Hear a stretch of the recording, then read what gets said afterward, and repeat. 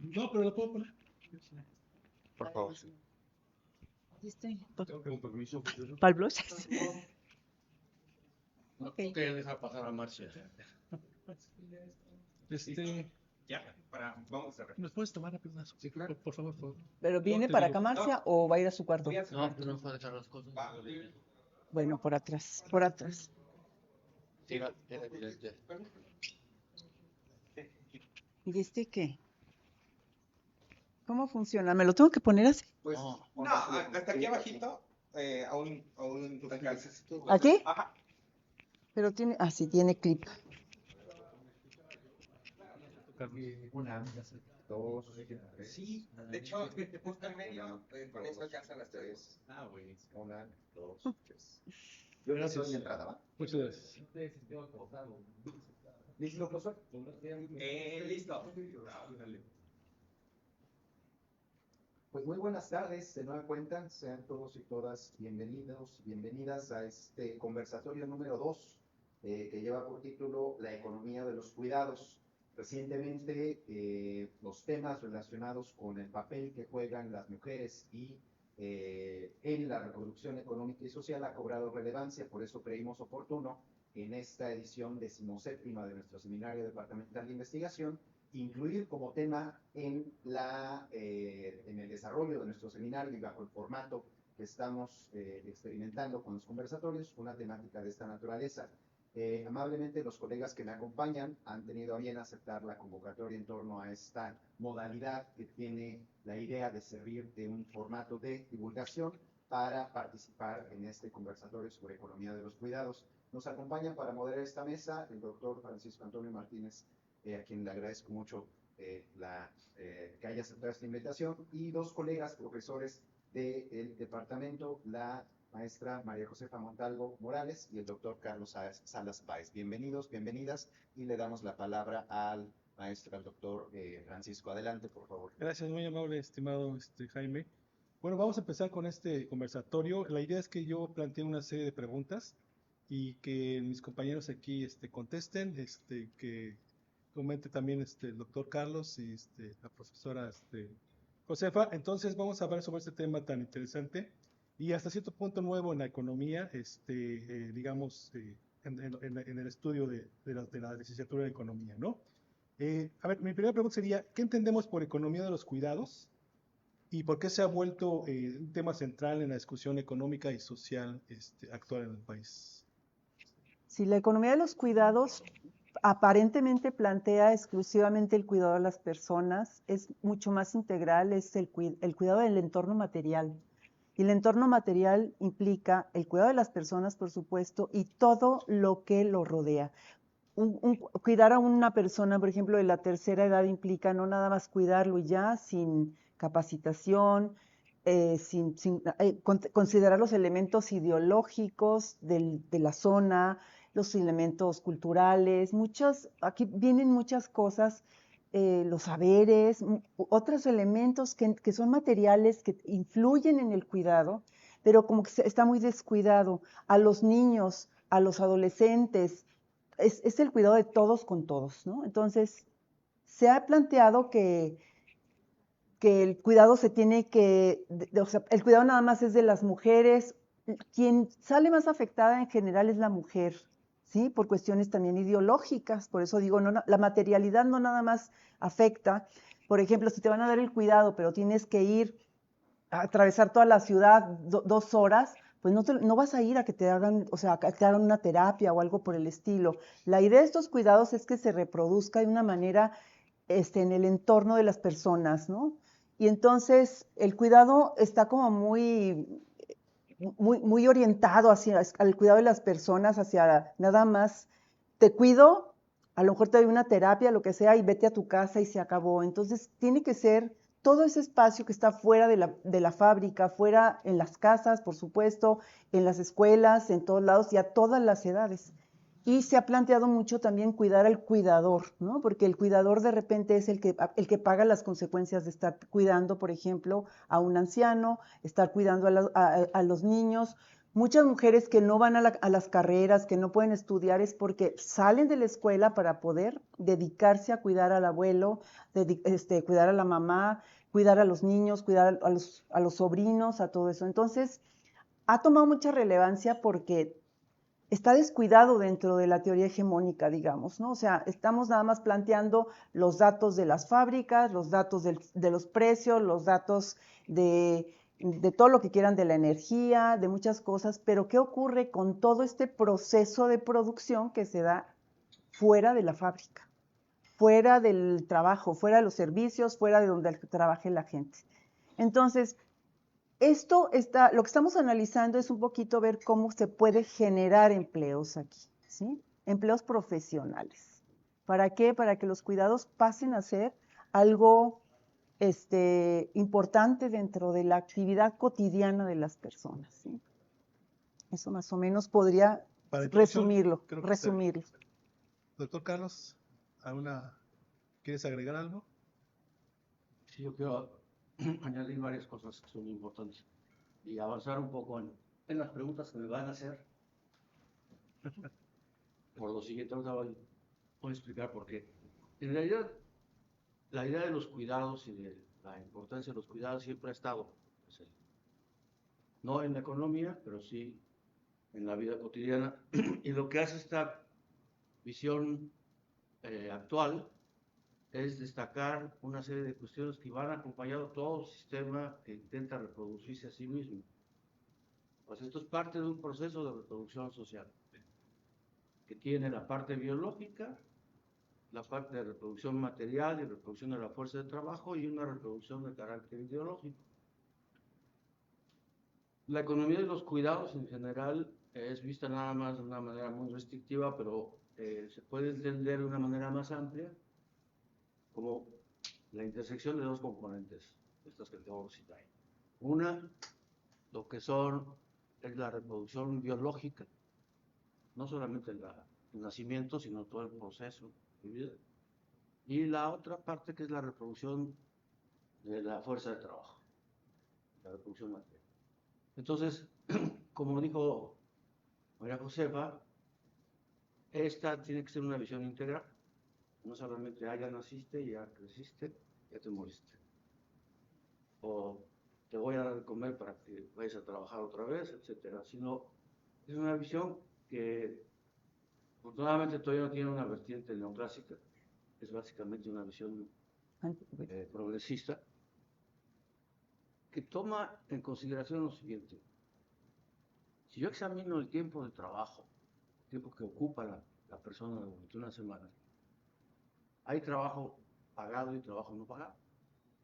Una parte de ese trabajo no pagado se hace en el hogar y es importantísimo para poder reproducir a la sociedad. Sin ese trabajo no existiría la reproducción. Ahora, eso siempre ha ocurrido, siempre ha existido. ¿Qué es lo novedoso? Lo novedoso es la atención sobre ese problema y la separación de dos actividades diferentes. Lo que algunos llaman trabajo doméstico, que es el trabajo de hacer de comer, de cuidar de la casa, de arreglar la casa, de reconstruirla, etc. Y por otro lado, el trabajo de cuidar.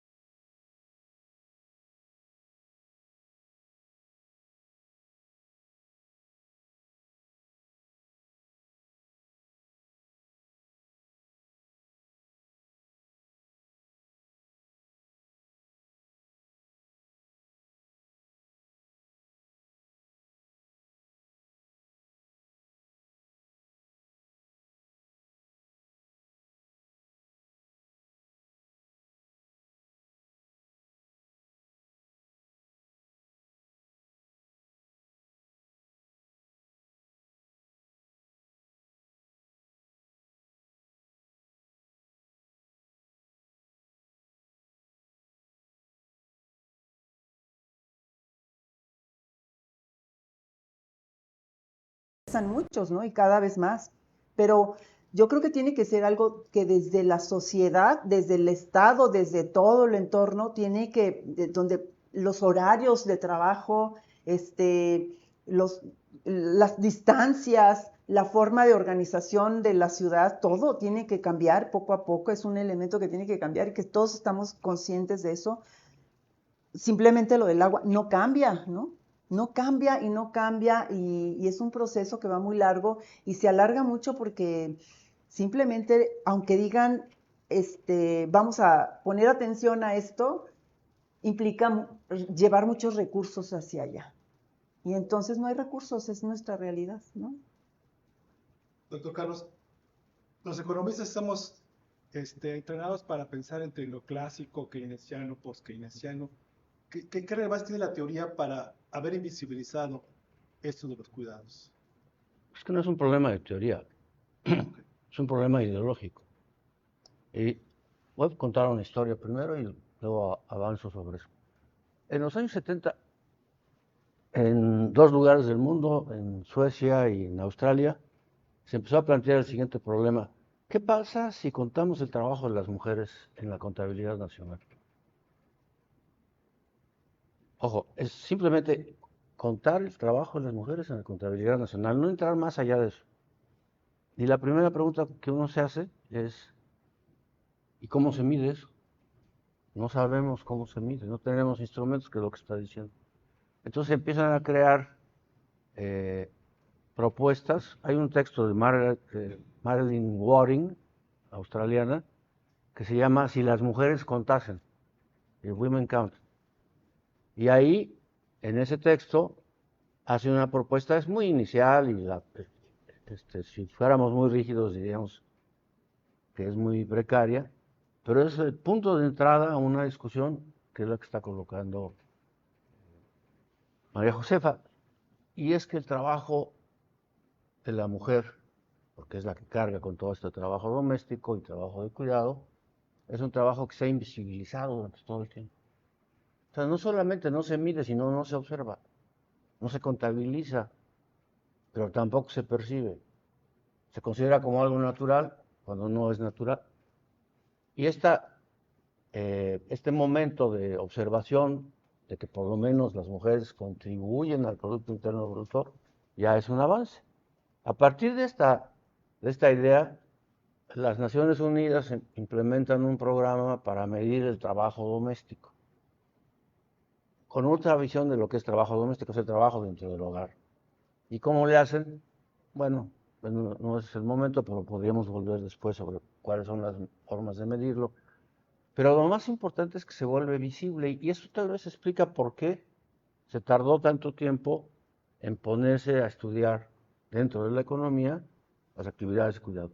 Y luego hay otro evento que también es muy importante, es la irrupción de la idea de la economía feminista a través del trabajo de las filósofas de los años 80, 90, donde plantean que hay que estudiar la economía, pero con una perspectiva diferente.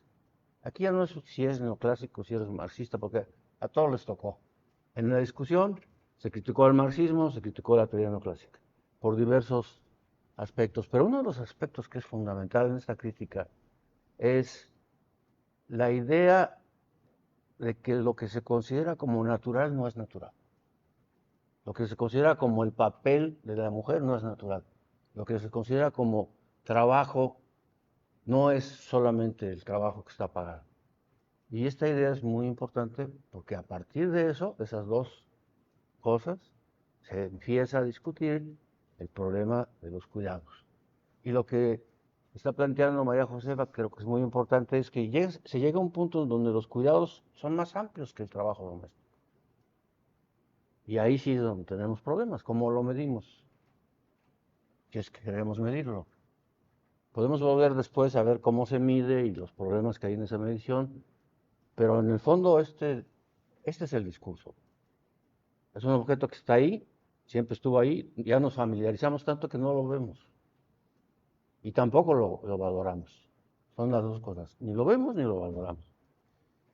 Es como la aplicación del dicho de Salinas de Gortari, ni los veo ni los oigo, ¿no? La misma historia. A ver, esto de la economía de los cuidados, ¿se refiere que entendemos natural que la mamá cuida a los hijos? O también se refiere a la gente mayores, que ya no tienen la capacidad para moverse y valerse por sí mismos? ¿A qué no está? ¿Es a las dos cosas o es a los niños sobre todo? No sé si... Es que esa carga ha estado ideológicamente, digamos, que se materializa también en la mujer, ¿sí? Las mujeres de la casa son las que tienen que hacer el cuidado de los niños, el cuidado, y no me refiero nada más a las mamás, las abuelas, o sea, las tías. Las mujeres tienen que cuidar como por una cuestión ideológica, como por obligación, pero además no te lo cuestionas, sino como naciste mujer, pues tú tienes que hacer eso. Y entonces es muy fácil introyectarle a la persona que o sea, porque eres mujer ya tienes que hacer determinadas actividades dentro del hogar, ¿sí? Y entonces se separa las actividades del hombre de las mujeres por cuestiones ideológicas y cada uno se dedica pues a esas actividades. Entonces, ¿qué pasa? Hay un abandono de todos, ¿no? No es un trabajo colectivo, sino se están viendo muchos vacíos emocionales, muchos vacíos materiales, muchos vacíos que se requieren incorporar en los cuidados, ¿no? La cuidadora queda agotada, enferma, a veces más que a quien cuida, ¿no? Porque es un peso verdaderamente, no nada más es una cuestión de estar horas ahí trabajando, sino son cuestiones emocionales lo que viene ahí, un desgaste físico, psíquico, o sea, de todo tipo, no nada más para el cuidador, sino también para quien está cuidando. Tú tienes que tener como mucha apoyo del entorno para poder dar un adecuado cuidado en las escuelas, en los hospitales, en todos lados, hay una falta de capacitación, una falta de sensibilización para lo que son los cuidados, ¿sí? A mí me gustan mucho los ejemplos que vienen del ecofeminismo que le llaman, ¿no? El ecofeminismo, ¿quién se encarga en el campo de darle de comer a los niños, de darle de comer a los animales, de regar las plantas o de cultivarlas? Son las mujeres y están preocupadas cuando de repente vas a entubarles el agua y ¿con qué les voy a dar de comer? Entonces son las primeras defensoras de su entorno material, ¿sí? Y entonces, porque ya no pueden seguir reproduciendo sus cuidados de los cuales ellas son responsables, ¿no? La vida de sus hijos, la reproducción depende completamente de ellas. ¿Qué pueden hacer? Pues son las primeras que han salido a decir, por favor, o sea, no nos quiten nuestros lo poco con lo que nosotros nos reproducimos, casi, no lo dicen de esa manera, ¿no? Pero van y defienden esa parte. Entonces, todas estas cosas han tomado mucha relevancia. Entonces, por eso les digo, el cuidado abarca, pues, el cuidado a la vida, ¿no? A la reproducción, a la vida, ¿no? Bueno, antes de pasar a las políticas del Estado, que podría, entiendo yo que podría coadyuvar a mejorar esta situación, ¿cuáles serían las propuestas? La propuesta es educar a hombres y mujeres que ambos son parte o deben ser parte para los cuidados de niñas y niños y ancianos, o también se está proponiendo, o cuáles son las propuestas, reeducar o las políticas, que haya políticas públicas. ¿Cuáles son las propuestas? Es que la educación también es muy amplia, ¿no? O sea, educar desde dónde, ¿no? O concientizar desde dónde, cómo transformas la ética social. Cooperar, o sea, la casa debe ser un lugar donde empieza la cooperación y se tiene que extender al entorno social. Es algo que no hacemos con este sistema individualista donde yo quiero cuestiones materiales y ya es como lo único que cuenta. Necesito un ingreso para resolver mis problemas materiales inmediatos, ¿no? Y no estamos viendo lo que estamos destruyendo, toda la forma de reproducción de la vida, que o sea, a todos nos va a afectar. A ricos, a pobres, a todo el mundo nos va a afectar. Nos está afectando ya, o sea, las inundaciones, no nada más llueve en las colonias más pobres, también llueve, o sea, también se dan desastres en todos lados. Entonces, esas son las cosas que tenemos que concientizar y eso implica un cambio de conciencia, un cambio de ética, un cambio de valores. Y no es desde un lugar o de otro, es Es algo que tenemos que hacer todos, es una responsabilidad justamente de todos, hacia las futuras generaciones, ¿no? Y hacerlo con nosotros mismos, ¿no? Ok, ¿Puedo añadir? Sí, claro. Hay un camino muy interesante que viene desde la Viena Roja de los años 20 a Iztapalapa. Te voy a explicar por qué. No fue migración de alemanes, sino de austriacos. Es un proceso que se origina en que Viena se transforma en una república roja y hay una construcción de viviendas donde las viviendas son pensadas no como un objeto individual, sino como un objeto colectivo. Y entonces puedes tener junto a la vivienda un restaurante comunitario, una lavadora comunitaria, guarderías, todo integrado. ¿Quién paga eso? La ciudad, los impuestos. Y todavía hoy se puede visitar esa parte de Viena. ¿Qué es lo que significa este modelo? Significa la observación de que no puedes hacer una solución del problema de los cuidados si no es colectiva. No puede ser, como ya dijo, algo que no pase por elementos culturales, por elementos de enseñanza, etcétera, etcétera.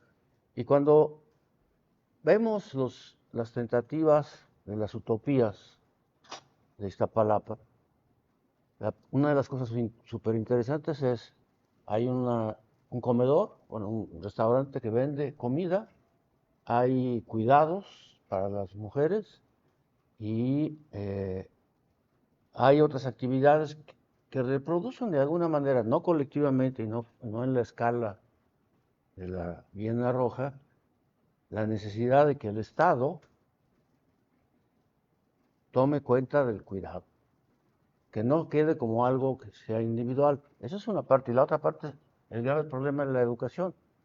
O sea, porque hay que educar no solamente a los cuidadores, sino a los compañeros y compañeras de los cuidadores para que el papel sea diferente. Hay un libro, voy a hacer una propaganda, aprovechando que está aquí Marcia, que se llama La crisis de la reproducción social. Está en Libros UAM y fue un libro resultado de un seminario internacional sobre este problema. ¿Cuál es la crisis de la reproducción social? En parte es la crisis de los cuidados. En buena medida es la crisis de los cuidados. No es solamente eso, pero es un elemento central. Este libro lo pueden encontrar, si es que tienen suerte, en las librerías de la UAM. Y a partir de diciembre de este año va a estar liberado ya el texto electrónicamente. Pero hay muchas de las cosas que probablemente se queden como incógnitas de lo que estamos hablando ahorita, pueden ser respondidas. ¿Sí?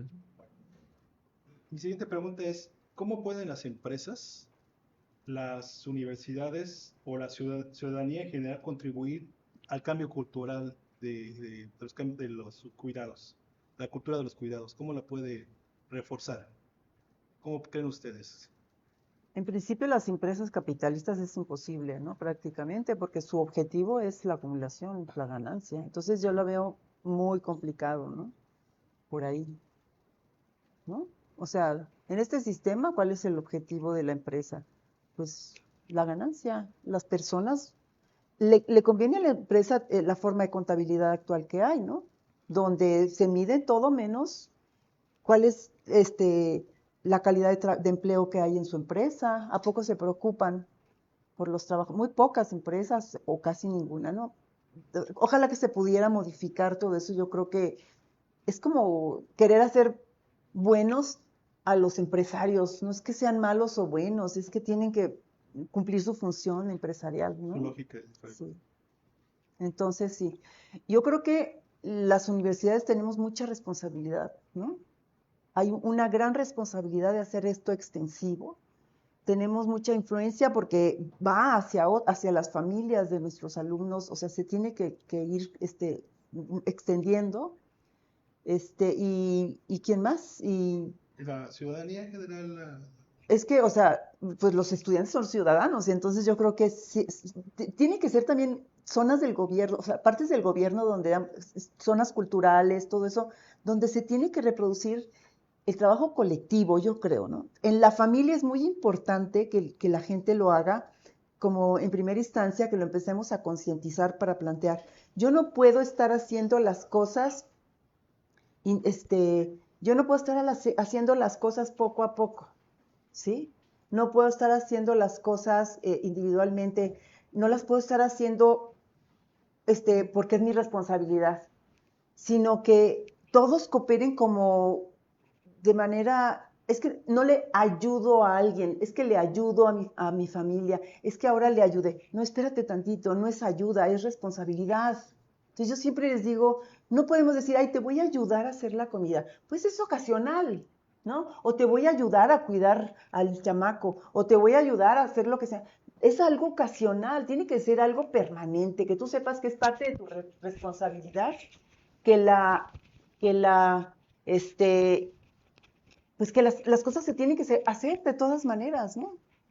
No puede ser que no se hagan, alguien las tiene que hacer, generalmente se deja la responsabilidad de una persona en la casa y tiene que ser algo, la responsabilidad es diferente a la ayuda, ¿no? Entonces no es ayuda del gobierno, ayuda de las universidades, ayuda, el problema que tenemos que modificar no es ayuda, es un cambio, ¿sí? Y tenemos que empezar desde nosotros. Nuestro hogar es una forma de empezar a participar cooperativamente. Y entonces, si se empieza a hacer ahí, pues se tiene que reproducir en estos lugares. Entonces, ahí sí es un cambio de conciencia de hombres y mujeres, porque después, ayúdame, no, mejor no me ayudes porque me viene. Entonces, no dejamos a veces participar a los hijos, o no, porque yo lo voy a hacer mejor que tú, ¿no? Y entonces ahí es donde no se vale. Los niños no lo van a hacer perfecto a la primera. En la escuela se tienen que dar responsabilidades, en la casa, en la sociedad, en el entorno en el que vivimos. Es algo ideal, pero pues, no nos va a quedar otra. O sea, no es una cosa que podamos decidir si lo hacemos o no lo hacemos. Para que se reproduzca la vida en este mundo, no nos va a quedar de otra más que actuar de forma cooperativa, y lo están diciendo desde diferentes enfoques que hoy estuvimos escuchando aquí en este seminario. Están planteando lo cooperativo como algo fundamental, ¿sí? Sin eso no va a haber forma, no vas a convencer a un empresario que está bajo el objetivo de su ganancia. Oye, dale empleos más dignos a tus trabajadores. Oye, dale, por favor, unas horas para que se pueda ir a amamantar a su bebé, por favor. Oye, dale es que se enfermó su niño. No te van a hacer caso, ¿sí? Las reglas ahí están, y si no te gusta, pues sí, el que sigue, hay muchos desempleados, ¿no? Entonces se trata de hacer una modificación del tiempo, ¿no? Y del trabajo que le llaman digno, pero ese trabajo digno implica muchas cosas también. Entonces, siempre, yo creo que los economistas tendemos a simplificar, ¿no? Y siempre queremos el número, no somos un número, somos más que números, ¿no? Y es ahí donde yo me refiero, hay que ampliar ese número. Sí, las estadísticas nos pueden servir como una parte que nos orienta, pero hay que ampliarlo más con más análisis, con más vivencias, con más saberes, con más cosas que no están en los libros, ¿no? Y que los vivimos cotidianamente todos. Los alumnos lo viven a la hora de llegar a la universidad, a la hora de estar dentro del salón de clases, etcétera, etcétera. O sea, lo estamos reproduciendo continuamente. Sí. En términos de países desarrollados, en desarrollo, ¿ustedes tienen un modelo o un país que esté a la vanguardia, que nos puedan decir, hay que seguir este camino antes de pasar a las políticas públicas, que sea cultural? ¿Qué país sería? Uruguay. Uruguay. Sí, Uruguay tiene mucho avanzado, ¿no? Con muchas dificultades económicas, y pero tiene mucho avanzado en la discusión. Se tardan como unos 13 años en las discusiones y todo. Son 3,5 millones de habitantes, pero se tardaron muchos años en las discusiones para empezar a implementar esto de los cuidados. Y hay una responsabilidad por parte del gobierno, por parte de las comunidades, o sea, va bajando hasta la comunidad, y son diferentes niveles de participación. Y es muy exitoso en muchos sentidos, pero pues faltan mucho más recursos, ¿no? Recursos, y no nada más económicos, o sea, para esto se requiere de muchos recursos de diferentes tipos, ¿no? Capacitaciones, muchas cosas. Y en los países desarrollados, ¿cuál sería el país más avanzado en estos términos? O sea, a mí me queda claro que Estados Unidos no lo es, ¿verdad? A pesar de que es un país muy rico, ¿no? Pero en términos de Europa, por ejemplo, quisiera pensar que los países nórdicos han avanzado en este movimiento, en esta nueva cultura. Este, eh, no sé. Bueno, lo poquito que yo sé es que sí han avanzado, por ejemplo, en la educación. En términos de la parte educativa, sí. Sí han avanzado mucho en plantear ese tipo, o sea, hacen otro tipo de escuela, donde los niños tienen otra manera de aprender y es a través del colectivo, ¿no? Pero no sé qué diga Carlos. ¿Cómo puede Lo que ser? pasa es que en vez de avance hay retrocesos en general, salvo, es interesante, el único país que ha mejorado las condiciones de licencias paternales, cuidado de los niños es España. España. Los otros países, en vez de estar extendiendo las jornadas de cuidados, etcétera, lo están recortando. Y el argumento siempre es el mismo, no hay dinero, no podemos hacerlo. Entonces, es muy interesante cómo un gobierno como el español, que está bajo asedio de la derecha, todos los días, ha conseguido aumentar el tiempo de permiso paternal, inclusive, o sea, es permiso paternal, no es permiso materno después de que dio a luz la persona. Eso y la mejora en los niveles educativos, salvo en los lugares donde el PP gobierna, donde lo que hay es retroceso. Pero donde no está presente el PP y en términos colectivos y con la ley, las mejoras han sido estas. Ahora, si examinamos los otros países, hay retrocesos. Inclusive en aquellos países donde uno pensaría que las reglas del estado de bienestar continúan, como por ejemplo Dinamarca, Suecia, Finlandia, Noruega. Suecia acaba de recortar parte de los apoyos a este tipo de actividades, porque el gobierno sueco entró en la trampa de la restricción presupuestaria, etcétera. O sea, esto es un problema muy complejo, pero yo creo que es el momento en que la universidad empiece a discutirlo, que la universidad empiece a proponer cosas. Y como parte de eso, María Josefa está coordinando un proyecto de algo que llamamos economía púrpura, que va a ser nuestra contribución al estudio de estos procesos y que va a terminar en una propuesta de carácter de política pública. Pero bueno, como ella es la jefa, ella va a tener que Voy para allá. discutir En términos de puntos. políticas públicas, ¿cómo puede las leyes, el Congreso, el país, políticas públicas, cómo pueden mejorar esta cultura de los cuidados? Generando empleos formales dentro de la economía de cuidado, ¿sí? Infraestructura para el cuidado, donde estás generando empleos formales, ¿no? Y como decíamos, o sea, generas el empleo de un cuidador y además le estás dando, por ejemplo, una guardería a la mamá, le estás dando posibilidad de que vaya a trabajar de manera tranquila porque su hijo está bien cuidado, está recibiendo incentivos y demás, y puede ir a trabajar. Entonces si generas 2 empleos, o sea, de una cosa generas 2 empleos y así multiplícalo, ¿no? Entonces, lo que quiere el gobierno, pues es que haya recursos para redistribuirlos. Entonces, hay que formalizar muchos empleos. ¿Dónde está el empleo más informal? Pues ahí en ese, ¿no? O sea, hay mucho empleo informal de cuidadoras, ¿no? La mayoría es informal. ¿Y no ya existe esta estructura de cuidados? O sea, las estancias, estoy pensando en las estancias infantiles, ¿no existen ya? Parcialmente sí, o sea, sí existe, pero faltan, o sea, lo que te digo es faltan muchas cosas. Está el DIF, por ejemplo, ¿no? No, ¿cómo son los cuidados ahí? Qué miedo que llegue un hijo tuyo al DIF, ¿no? Te da terror, ¿no? En las escuelas, ve lo que está ocurriendo, el bullying, o sea, cómo está ocurriendo, o sea, hay una descomposición social porque no se está comprendiendo la responsabilidad que tenemos sobre el cuidado de las otras personas, de los animales, de las plantas, de todo lo que nos genera la vida, ¿sí? No hay conciencia de todo eso de parte de los niños, de parte de los adultos, de parte de nadie, ¿no? Yo creo que hay que reconstruir mucha de la educación.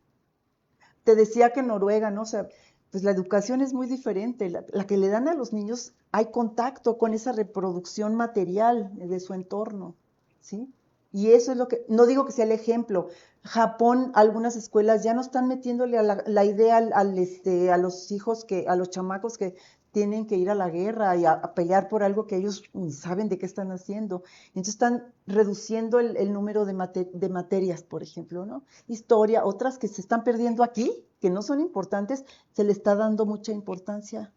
No todo Japón, pero sí empiezan a haber escuelas, lugares, espacios donde la gente quiere hacer un cambio, ¿no?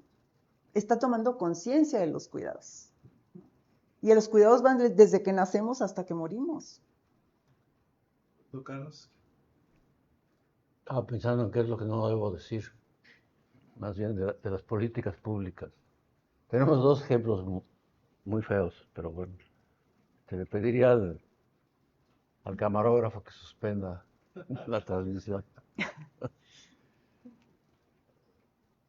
A ver, el problema de la política pública es que no hay dinero suficiente para todo lo que se necesita. Entonces tienes que priorizar qué es lo que quieres. Y en esa priorización de qué es lo que quieres, hay dos problemas extremos. Uno, los cuidados infantiles. Ahí hay una política en la Ciudad de México que es bien interesante, que es la de los cuneros, que es la recuperación de guarderías, pero a partir simplemente de los recién nacidos. Es un proceso que ahí va. Eso es muy loable. Pero hay otras políticas que no son las de la ciudad, sino son de los municipios que conforman la ciudad, de las alcaldías, que son extraños, por decirles de alguna manera. Hay una alcaldía que propone como política de cuidados organizar a grupos de 10, 20 gentes para que vayan y reciban instrucciones para ser cuidadores. Y les pagan a esas personas, pero eso no sirve. Eso no funciona. Otras propuestas de política son pagarle dinero a las personas que están haciendo cuidados en todas las casas. Tampoco sirve. Porque al final de cuentas reproduces todo el proceso de sujeción. O sea, ya no va a ser la mujer de la casa, sino va a ser otra mujer la que va a trabajar para ti.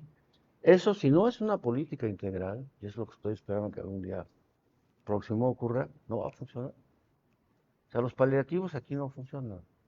Una gotita aquí, otra gotita allá.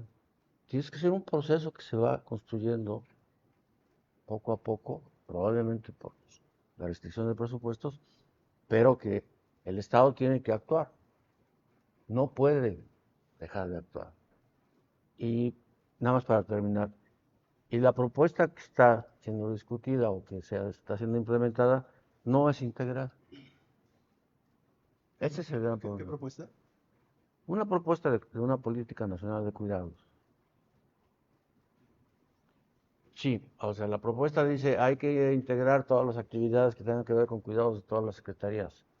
Es un apéndice al presupuesto de la federación. Está bien, pero ¿cómo lo integras? O sea, hay que avanzar. Y hay gente que está trabajando sobre eso, y hay gente que ya hizo estudios y demás, pero ahí hay un problema que es el siguiente. No hay suficiente información para que las comunidades puedan intervenir. Y una de las cosas que queremos hacer en el proyecto es justamente eso.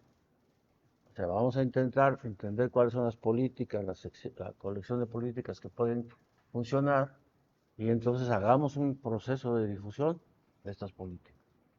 Tal vez repitamos lo que ya existe, sí, pero es mejor repetir que quedarnos esperando que a alguien se le ocurra una política específica. Sobre todo aquí hay un punto que es central. No podemos replicar el proceso de opresión que hay dentro de los hogares, transformando eso en opresión pagada. Si le vamos a pagar a las mujeres que vienen de no sé dónde para que hagan el trabajo doméstico, pues ¿cómo? Eso no puede ser. Y hay otro problema adicional, que es lo que está tocando, que tocó ahorita María Josefa. Ese problema es la regularización de sus trabajadores. De acuerdo, podemos tener unas brigadas de trabajadores que van a las casas y trabajan ahí, etcétera, pero hay que regularizarlos. ¿Cómo? Registrándolos en el Seguro Social, dándoles salarios adecuados y no un pago de 2,000 pesos por unidad familiar. Eso no es suficiente. Pero eso depende de la persona. Si yo contrato a una persona, No, eso es una política pública que está siendo discutida. o sea, tiene que ser regulada por el Estado. Tiene que ser regulada por el Estado. No puede ser individual. No quiero abusar de la palabra, pero mira, hay 2 millones de hogares en este país que tienen trabajo doméstico pagado. 2 millones, un poco más, un poco menos. De esos 2 millones de hogares son los que pueden pagar porque otra gente haga tu cuidado. Pero no sabemos quiénes son, porque cuando nos metemos a la estadística y vemos el salario de la familia, está en ceros.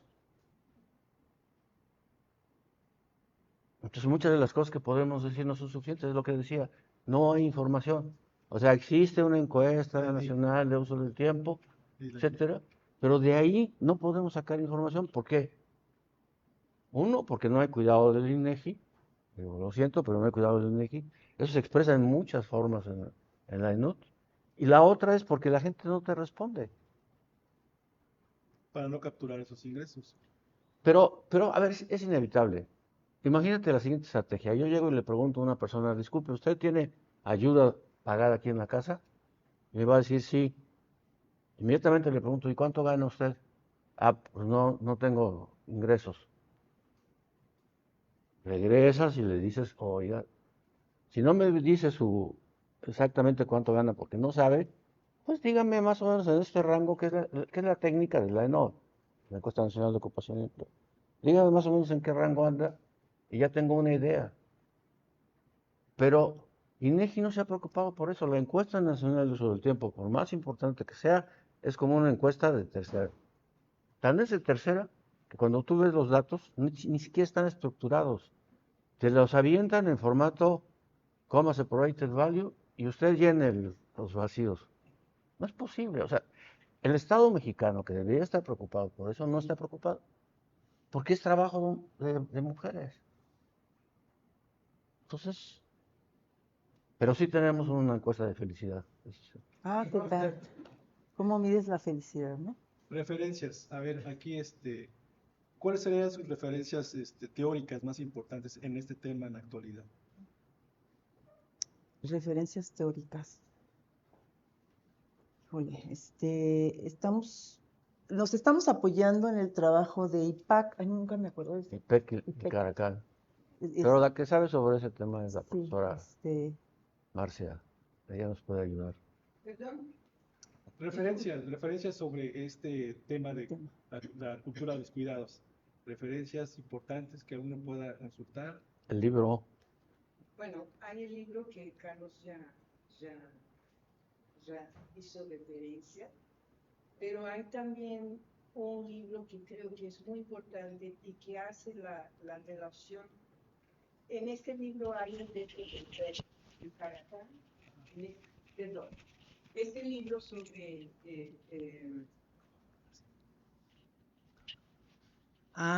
ok. Estaba preguntando qué quiere que haga con eso. Bueno, en este libro de la UAM, ¿no? Que lo organizamos Esther Morales y yo, hay un texto de Esther Morales, hay un texto de İpek Ilkaracan, que es una académica de Turquía, que hace esta relación entre la cuestión de la economía feminista y la economía de los cuidados, digamos así, ¿no? Hay un otro libro que es de varias mujeres que se llama Economía Feminista. Una de ellas es la famosa Carrasco, que es una feminista que ha escrito muchas cosas, ¿no? Sobre la cuestión de la igualdad de género o la desigualdad de género. Y este libro también hace esta conexión, ¿no? O sea, lo que plantean los varios textos que están ahí es que la economía tradicional, ¿no? O sea, esta economía que orienta nuestro pensamiento, es una economía que tiene mucho que ver, que está basada en el ideal del capitalismo, ¿no? O sea, es una economía que tiene la visión del mundo del capitalismo, ¿no? Entonces es una economía para la cual lo que importa es la ganancia, ¿no? El PIB, cuánto creció la producción nacional, ¿no? Y ellas lo que dicen es lo siguiente: no es esto no puede ser el ideal de la vida, no puede ser, ¿no?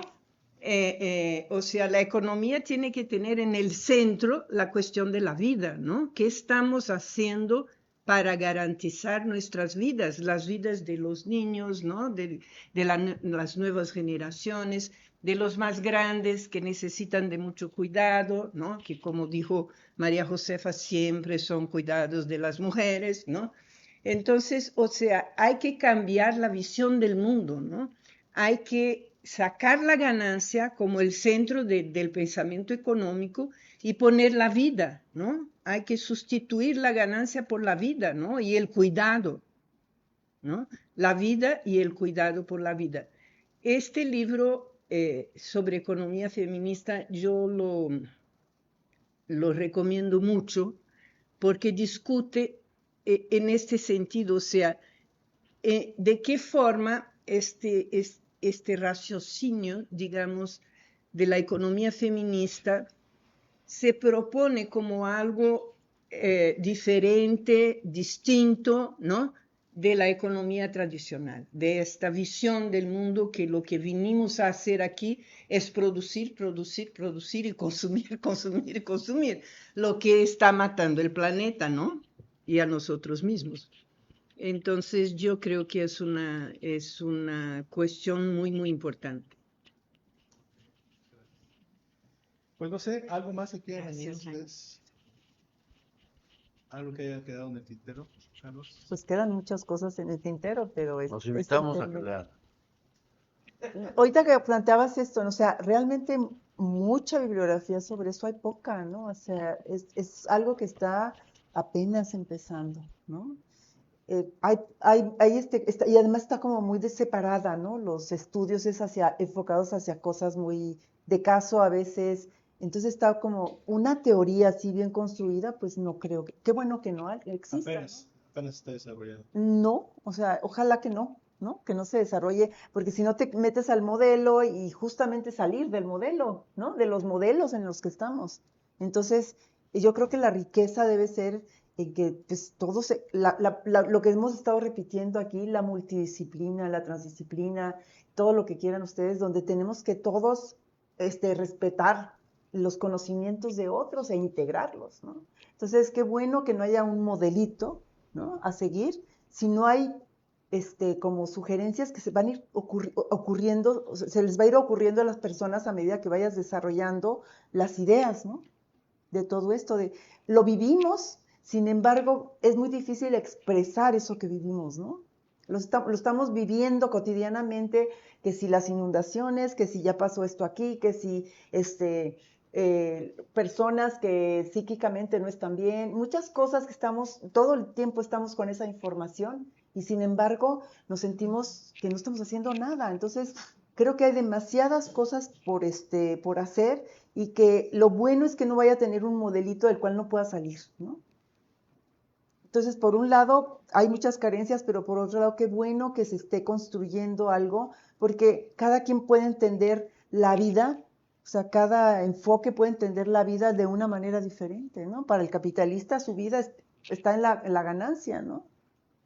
Para las personas que van a trabajar ahí, su vida está en tener un salario y poder llevarlo a su casa. Entonces ahí está todo, ¿no? Entonces tenemos que ampliar como ese horizonte y creo que es lo que está haciendo la economía del cuidado, ¿no?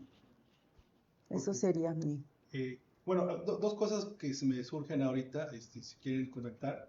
Eh, México es un país de 130 millones de personas actualmente, ¿no? Y la estructura de las edades está cambiando. Ujú. No sé ahí en la parte, sobre todo la parte se está anchando la parte de arriba. Ahí también nos va a tener que, tarde que temprano vamos a tener que estar preocupados. Nos estamos envejeciendo rápidamente la población mexicana. Ya estamos. Bueno, ahí yo creo que me atrevo a pensar que va a ser más preocupante, más que los niños, los, Los viejos. los viejos. Allí, digamos, ¿están ustedes pensando en apuntar o proponer ahí propuestas de política económica? Porque, bueno, ahorita está haciendo, el sistema social está reestructurando, o sea, me refiero yo al IMSS, el ISSSTE, toda esta parte, ¿no? Pero ¿creen que se necesita pensar en políticas concretas sobre ese grupo de edad? Claro que sí. Este, Son los súper o vulnerables, sea, ¿no? porque ahí implica la parte médica y la parte de cuidados. Es que la salud también es un cuidado, ¿sí? El autocuidado implica alimentación, salud, física, mental, emocional. Es a lo que yo me refería. No puedes nada más decir cuidado, voy y lo cuido y ya. La capacitación para el cuidado tiene que ser más amplia, más integral, más... o sea, por eso el gobierno tiene que intervenir. No es lo que se le ocurra a alguien, tiene que haber un programa dirigido a la sociedad. No puede ser, ay, a ti se te ocurrió que los cuidados, vamos a cuidar a los viejitos y los vamos a poner todos a caminar y a hacer ejercicio. No, nada más es eso, ¿no? No se trata de entretenimiento, no se trata, a cada quien se le puede ocurrir de diferente manera. Entonces yo creo que tiene que ser algo donde el entorno o la localidad diga qué requiere, ¿no? A lo mejor habrá localidades donde tengan más jóvenes que viejos. No puedes implementar lo mismo a otro lugar donde hay más viejos que niños. O sea, es el mismo programa. No puede ser así, ¿no? Ahora, doctor Carlos, la integración comercial, todo el mundo ya sabe que al añadirnos al Telecán, la forma de comer de nosotros cambió, ¿no? También tendríamos por ahí alguna propuesta de la parte comercial, de la parte de impuestos que pueda mejorar la cultura, el modo de vida de los mexicanos. Se me rebasa eso completamente. No tengo idea. ¿Qué le vamos a imponer? No sé, o sea, me estoy pensando yo en más impuestos para los refrescos, para el azúcar, todo esto. ¿Será dino a la hamburguesa? No más papas No, o sea, fritas. pero no forma parte del cambio cultural también esa parte. La Sí, pero nos alimentación. rebasa. O sea, lo que nosotros queremos en el fondo es estudiar. Bueno, tenemos un grupo que son niños y adultos mayores, básicamente. Son los más numerosos. ¿Cómo podemos diseñar una política que trabaje para ellos? Uno. Y dos, ¿cómo podemos diseñar una política que trabaje para los cuidadores y para las personas que trabajan dentro de las casas? Entonces, eso ya de por sí es un problema serio, difícil, nos va a tomar mucho tiempo, por lo menos un año y medio más dentro del proyecto. Pero de ahí pueden salir muchas líneas de investigación. Una de las líneas de investigación tiene que ser el cambio a nivel educativo, otra tiene que ser el cambio a nivel de hábitos alimenticios, perfecto, otra tiene que ser el cambio en términos del acceso a medicamentos. O sea, hay como muchas vertientes ahí que pueden ser importantes. Entonces, pues déjame que termine mi tarea y luego puedo avanzar en otros temas que son muy importantes, pero no habíamos pensado en una cosa de ese tipo. Bueno, Tan mi última pregunta, a ver. Hay informalidad y formalidad, ¿no? El ejército industrial de reserva es muy amplio. No es no se contrapone ese ejército de personas que no están formalizadas.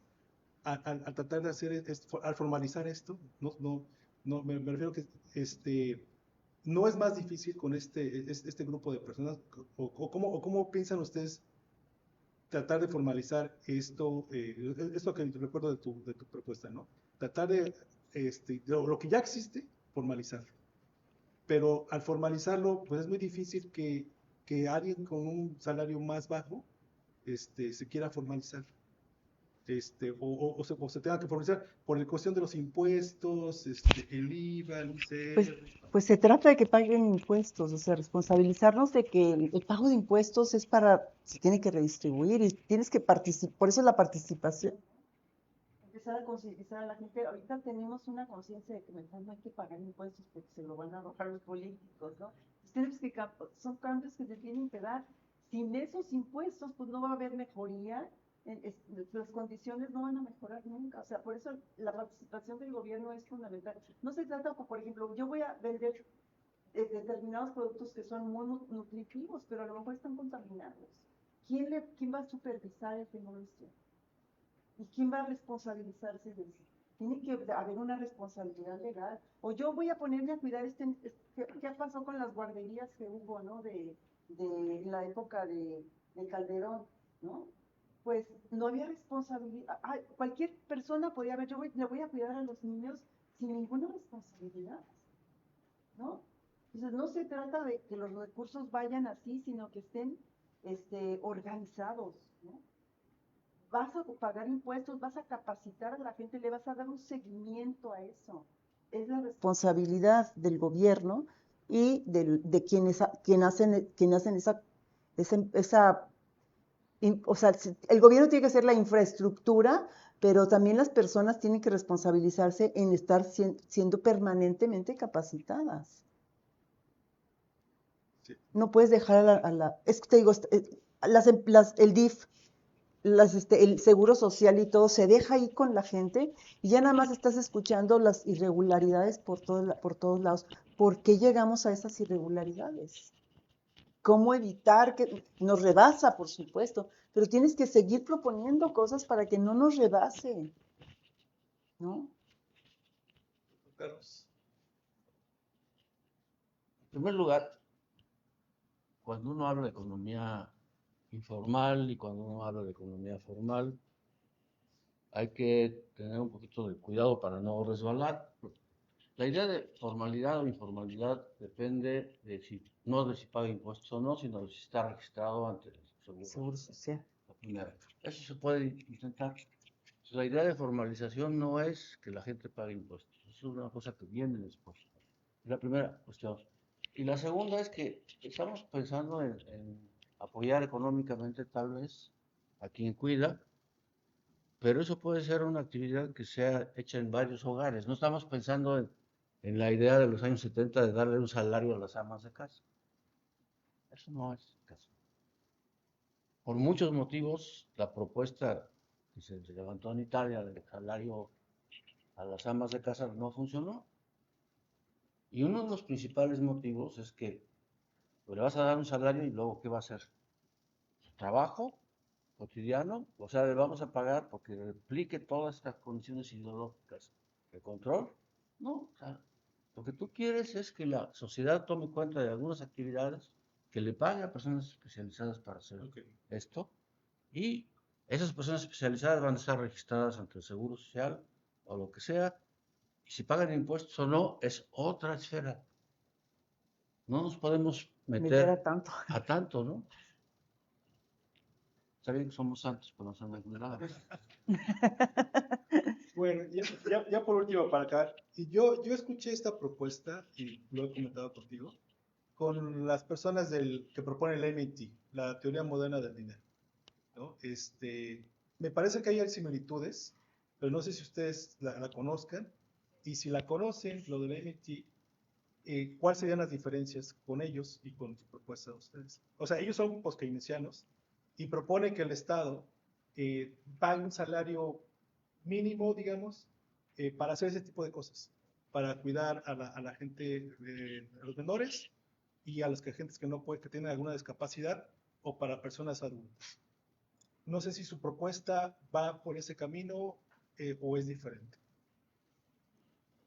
La propuesta del MMT, la teoría moderna monetaria, es una teoría que lo que me está diciendo es que puedo crear el dinero de la nada, básicamente. ¿Por qué? Porque siempre ha sido creado de la nada. Bueno. Pero nosotros estamos proponiendo crear dinero de la nada para pagar estas actividades. ¿Por qué? Porque es para una economía que no tiene una moneda eh, de primer nivel, donde tenemos deudas con el exterior, no podemos emitir dinero, así como lo hace la teoría monetaria para países súper desarrollados. Lo único que conseguiríamos sería meter en más problemas al Estado. En el fondo, esta visión es la réplica del ingreso universal básico. No es el dinero para pagar a los pobres o para pagar a las personas que cuidan, nada, sino es una idea de que vamos a hacer un ingreso universal básico. Es la de la MMT. Sí. No lo dicen con ese nombre, pero ese es el problema. Y nosotros no estamos proponiendo eso. Nosotros estamos viendo, bueno, esto es lo que se necesita hacer. ¿Cómo se va a financiar? Esa es página 250 del El siguiente del proyecto. siguiente proyecto. Por lo pronto no sabemos. O sea, tiene que ser un cambio cultural, que las personas puedan pagar más por esos cuidados, pero también tendría que estar el Estado, ¿no? El Estado es fundamental. Y O sea, esa parte aún no la tienen concluida ustedes. no es que no la tengamos concluidas, no la tenemos iniciada siquiera. El punto importante aquí es que tú no puedes plantear un cambio cultural y un cambio social sin el Estado. Por más que sea el Estado capitalista. Pero si tienes un Estado que es progresista, que te permite hacer esas cosas, hay que aprovechar eso. Yo no hago eso en un país como, por ejemplo, Argentina hoy en día, no tiene sentido plantearlo. Por más que sea fundamental, no lo puedo hacer. Bueno, en esa perspectiva, ¿la 4T ha hecho algo en la perspectiva que usted está proponiendo? Pasó 6 años diseñando un programa y ha funcionado parcialmente en algunas cuestiones. La política social de pago a los niños que están en la escuela, a los adultos mayores, es una parte de este proyecto. Es una Las parte de un utopías proyecto las de utopías de Clara. ingreso básico universal truncado. Pero los otros ejemplos, como este de las utopías, son avances mucho más concretos y más importantes que complementan lo otro. O sea, no pueden ser cosas diferentes. No pueden ser cosas, hago esto o hago esto. No tengo que hacer varias cosas al mismo tiempo. Bueno, yo sé que existen las utopías, pero no sé cómo funcionan realmente. Hay que llevar a los alumnos a ir tú Le vamos a también dar para un que. tour, profesor. Bueno, brevemente, ¿pueden mencionar cómo funcionan? O sea, una utopía es un centro comunitario que tiene un parque deportivo, servicios médicos, servicios de alimentación, servicios de manicure y corte de cabello. Es Spa. cierto, ¿eh? Sí, No, es sí, verdad. es verdad. Ahí es O sea, hay una lógica diferente y lo que haces es que la comunidad puede participar. Son pocos, sí, pero por ejemplo, el gobierno de la ciudad ha planteado la expansión de las utopías a todas las delegaciones, municipios o como quieras llamar, a todo el ámbito territorial. Ahora, ¿eso es un avance? Sí. ¿Cambia la vida de las personas? Sí. Sí, cambia sustancialmente. Aquí fuimos con ellos, y llevamos alumnos. Fue una riqueza maravillosa que debería ser la universidad espacio para ir y para ejemplificar esas cosas. Yo creo que a partir de ahí, para lo de la Laguna de Piedad, la Piedad se hicieron muchas más ideas, ¿no? Una vez yendo a las utopías, porque ya puedes ver cómo se replica. Se puede haber réplicas no iguales, porque por eso te decía, hay que ver qué población hay, ¿no? Qué población hay en cada espacio. No es lo mismo la Laguna La Piedad que Iztapalapa, ¿no? Y fueron ellos y él quiere participar como público para plantear cómo vio él las utopías, ¿no? Vamos, 3 minutos, 3 minutos. vamos a terminar, ¿no? Ah, toma. Si te quieres quedar en el anonimato, Bueno, muy rápidamente, el hecho de ir a las utopías fue como preparación para entablar un proyecto en el espacio social del año pasado, en el cual los alumnos iban a realizar una idea de cooperativa para poder poner, una vez restaurada la Laguna La Piedad, en el proyecto de rescate de la Laguna La Piedad Guamepic. Las utopías son 16, ¿son 6 o 16? 16. Son 16 y cada una tiene una temática diferente, ¿sí? Nosotros fuimos a dos, fuimos a la del barco, que tiene salas de información medioambiental, de cómo ha sido el proceso de la revolución industrial y de las emisiones hasta la actualidad, con con una visión muy holística.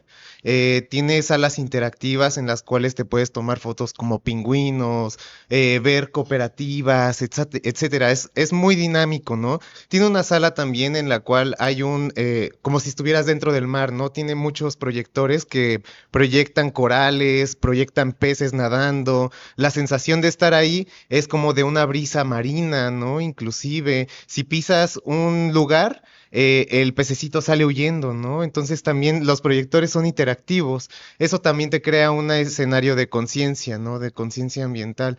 Y la utopía del barco tiene este objetivo, tener conciencia ambiental, generar también conciencia acerca de las repercusiones en el medio ambiente a través de la historia y de cómo nosotros nos relacionamos con el medio ambiente, ¿no? La otra que visitamos fue la Utopía Libertad, que está ubicada justamente atrás del reclusorio del reclusorio Oriente. En esa utopía tiene atención fisiológica, tiene atención psicológica, tiene un observatorio, tiene una granja, tiene atención psicológica dental, etcétera. Tiene también atención legal a violencia de género y es gratuita, ¿no? También tiene servicio de cuidados como lavanderías, que hay que pagar como 13 pesos por el uso de una lavadora durante una hora. Un peso para el uso de la lavadora durante una hora, ¿no? Y también una zona de cuidados donde un especialista cuida a los niños mientras tú estás lavando tu ropa o mientras consumes alimentos, porque también tiene un comedor comunitario, ¿no? La fisioterapia sí la mencioné, y además que también tiene un spa, ¿no? Pero a mí lo que se me hizo más interesante es que también atiende masculinidades, ¿sí? Se incorpora la atención a masculinidades en las cuales también se crea la incorporación de los hombres a las actividades de cuidados, ¿no? Es un proceso de deconstrucción, ¿no? Entonces, creo que es la parte más bonita de todas, que la visión también es integral en cuanto al género, ¿no? El que también se reconozca las masculinidades, el trabajo de cuidados por parte de las mujeres, pero además de todo, tiene un mariposuario, tiene un ajolotario para la preservación de especies, ¿no? Entonces, es una maravilla, ¿no? Porque todos estos servicios terminan por ser gratuitos, ¿no? Entonces, realmente, otra cosa muy importante es que también fomentan la autonomía agroalimentaria, porque ellos mismos cosechan los alimentos con los que cocinan en su cocineta, ¿no? En todo el proceso de cocina. Ellos mismos los gestionan. También tienen animales que enseñan a sacrificar de forma humanitaria para poder aprovechar todo del animalito, o sea, sus huesitos, su piel, para la comida, para el estudio, porque la UAM Xochimilco está involucrada. Entonces, realmente es una maravilla el proyecto de las utopías, que genuinamente se debería de replicar en toda la ciudad. Ya hubo promesa, todavía no he visto otra utopía en la Ciudad de México, pero sería buenísimo que lo Están tuviéramos construyendo, para tener acceso. ¿Mane? están construyendo.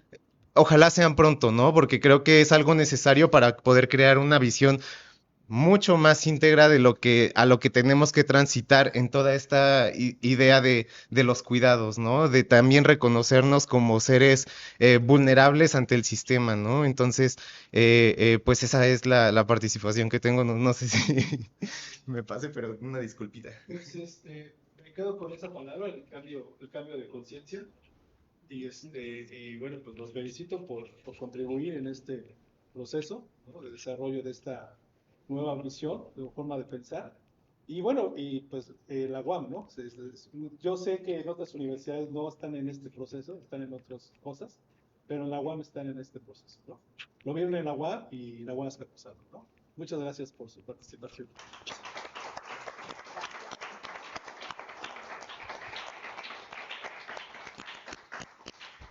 Ya no preguntas, ¿verdad? No, pues ya se nos fue. Ya, pero participaron, ¿no? Hubo dos. Sí, sí, sí. Pues es otro